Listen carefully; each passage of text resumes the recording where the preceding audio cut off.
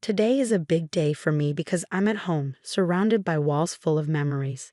Jack is here too, looking so proud and happy. He's exploring the rooms with excitement, and I can't help but feel his energy rubbing off on me. We're in the main part of my family's house, the place where my dad's dreams came true.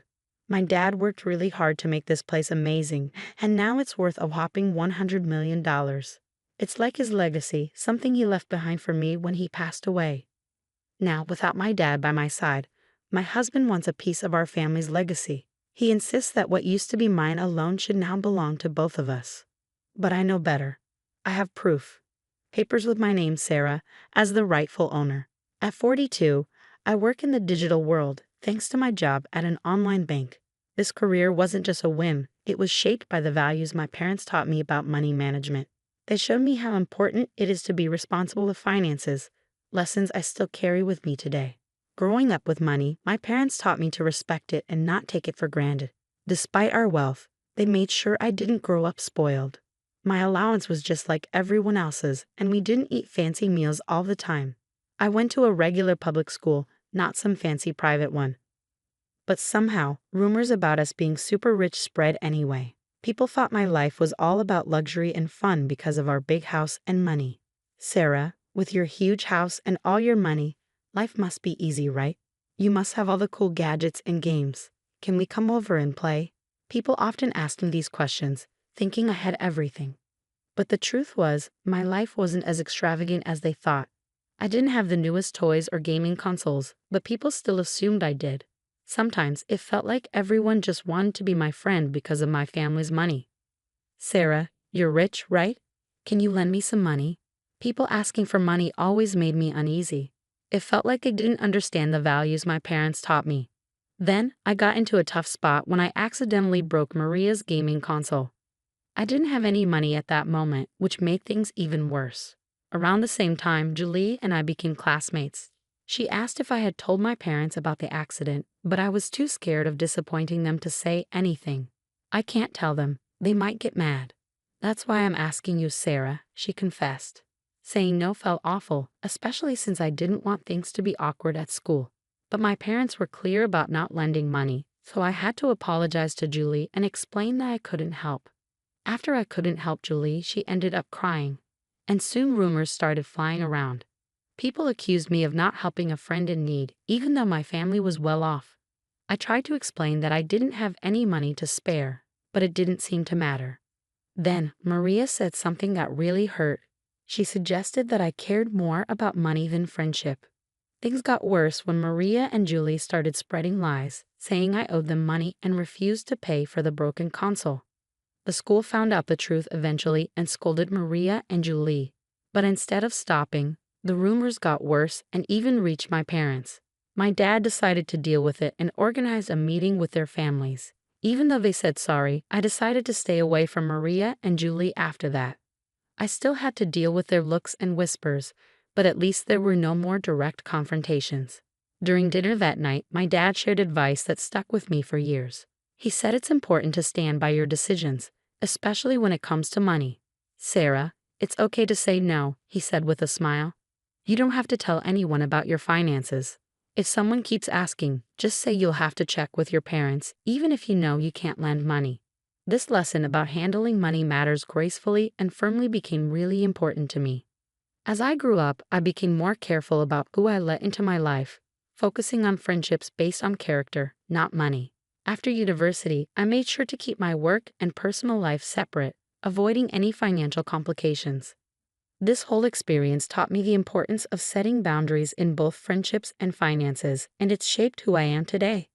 When I was 35, I met Jack through a friend, and despite him being a bit younger, his genuine personality quickly won me over. We started casually dating, and before long, it turned into something serious. 2 years later, we had a beautiful wedding, which made my parents really happy. After we'd been married for about a month, my dad suggested that Jack come over to our house.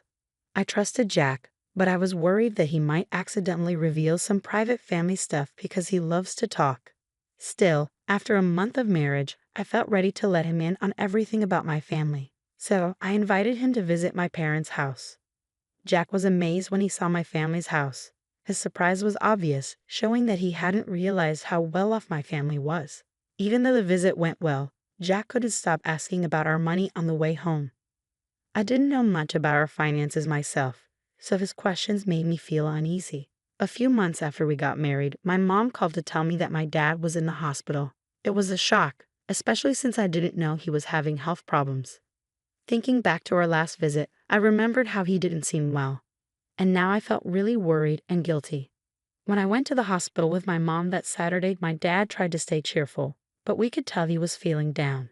He apologized for what he saw as a burden to us, showing his gentle nature. Then the doctors told us he had advanced pancreatic cancer, and it had spread too much for surgery. It was like a punch to the gut. We couldn't believe someone as health-conscious as my dad could get so sick. After the diagnosis, my dad stayed strong. He just wanted us to be happy, which made us all tear up. I wanted to spend every moment with him, but hospital rules meant only close family could visit. He wished for our friends to be around to make happy memories at home, which reminded us of the life he wanted for us.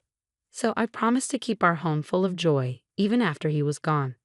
Keeping that promise became really important to me. I decided to renovate our family home, something to focus on during such a tough time. Jack, always caring, worried about how much I was doing for my dad, not realizing the other stuff I was dealing with, like our family's estate issues that I hadn't told him about. When Jack asked about my dad's health, I finally opened up to him about everything we were going through. It was a relief to have the support while juggling work, hospital visits, and all the emotions. However, things got tense when Jack started asking about my dad's money and the family estate. He even suggested getting legal advice, just in case something happened to my mom too. It brought up painful memories for me. My dad had a lawyer he trusted, but Jack's insistence on being cautious with money started causing problems between us. A few months later, my dad passed away after bravely battling his illness. Then, the discussions about inheritance started within the family. I ended up getting a big house worth $5.5 million.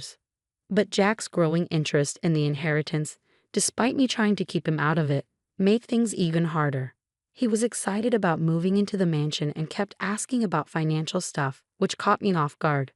I later found out he'd been talking to my cousin at the funeral, who mentioned how the house would be a waste if it stayed empty. That just made things more complicated. Despite my attempts to explain to Jack that the inheritance wasn't something we shared, he didn't seem to listen. Our relationship started getting more hostile because of it. Even though he was there at my dad's funeral, Jack didn't help out with the memorial services or the legal stuff that followed. As things started to settle down and life went on, Jack dropped a bombshell. He said he changed the ownership of my family home to his name, and he had legal papers to prove it. I was shocked and hurt. Not only did he break my trust, but it also showed a huge lack of respect for our relationship and the boundaries we had. Dealing with inheritance issues brought up bigger problems in our marriage. We had to rethink what we valued, how much we trusted each other, and where our relationship was headed. When Jack told me he changed the ownership of our family home without telling me, I was shocked and hurt. He said he was tired of our marriage and suggested we live together as roommates in the house, with him not giving me much financial support. He even threatened divorce if I didn't agree, which was a lot to take in on top of everything else. I begged him to think about what he was doing and why he made such a big decision without talking to me. He said he'd talked to a lawyer about changing the ownership without my permission. Things got so bad that divorce seemed like the only way out. I was heartbroken and lost, feeling like I had to distance myself from the home and life I'd shared with Jack. I couldn't understand why he'd do something like this, and it felt like money had changed and for the worse. The next day, Jack demanded the house keys, saying the house was his now. This just made things worse. He tried to get into the house, but security stopped him. I showed them the real ownership papers, proving the house was mine because of my dad. Seeing the proof, Jack was shocked. He trusted a guy named Jerry to help him with legal stuff, and Jerry had lied to him. Jack had even given Jerry $360,000 to change the ownership, but it turned out to be a scam. Jack was really upset. He kept trying to call Jerry, but Jerry wouldn't answer. Jack was mad at him for tricking him and taking his money. Then he turned his anger on me, saying I spent too much money on things he thought were unnecessary. He even questioned if I understood how inheritance stuff worked. Even though Jack tried to fix things and suggested we give our marriage another chance, the trust between us was too broken. I asked the security guard to help him leave, closing a painful chapter of my life. In the months that followed, I had time to think about everything that happened. It made me realize how important trust and honesty are in a relationship. What happened with Jack, all the lies and betrayal, taught me to be careful not to let money cloud my judgment. During my dad's first memorial service at our family temple, Jack showed up unexpectedly. Since our divorce, things hadn't been going well for him. He didn't have a job, he had money problems, and it seemed like the people he trusted had let him down. He looked really sad and lost, standing there in contrast to the solemn occasion. As he tearfully tried to apologize, his actions unintentionally disrupted the memorial, causing a commotion among my relatives. Despite his emotional distress, I had to ask him to leave, and security had to step in to make sure it happened. It was a difficult moment, especially during such a solemn occasion, leaving me with mixed emotions, but also a strong desire to move forward and leave our past behind. I decided it was time to leave my parents' home, something I'd been planning for a while. I found a new place to live, cutting ties with Jack for good. Meanwhile, Jack kept coming to the family property, which we had turned into a rental villa. My mom and I ran the villa together, turning it into a happy place for many people to visit and enjoy. On his side, Jack seemed to be trying to make positive changes. He got a new job and was really focused on starting over. Turning our family home into a rental villa not only honored my dad's vision, but also created a welcoming place for guests from all walks of life. The villa, known for its stunning views and beautiful garden, became really popular. We hosted all sorts of events there, from small weddings to big family parties. Working on it with my mom brought us even closer and made us really happy. As the villa became more successful, we decided to add more stuff to make it even better. We put in a swimming pool, a cozy outdoor lounge, and a fun area for kids to play. We were really committed to making sure our guests had an amazing time, and it paid off. The villa became a top spot for people looking for a peaceful getaway and unforgettable experiences. This whole project wasn't just about making money. It was about making my dad's dream come true and creating special memories for our guests. Taking care of the villa's garden filled me with a deep sense of happiness. Seeing our family home turned into a place where people could come together, have fun, and make lasting memories made me really proud. I could almost imagine my father looking down with pride at what we had accomplished, bringing his dream to life. This venture not only fulfilled his vision but also gave us financial stability and a sense of freedom. Along the way, I learned important lessons about trust, money, and the strength needed to forge my own path, separate from the challenges of the past. In this journey of self-discovery, I discovered that facing difficulties can actually make you stronger and more determined. I heard news about Jack from friends, and it seemed like he was turning his life around, finding a meaningful job and learning from his mistakes. Seeing his progress gave me a sense of peace, knowing that both of us were moving forward and growing. My father's dream became a driving force for growth, not just for me and my mom, but for everyone who visited the rental villa. It became a place of joy and celebration, a sanctuary where people could create lasting memories. The success of the villa is a testament to my father's vision, reminding us of the values of resilience and hard work. Through this venture, we've created more than just a place to stay.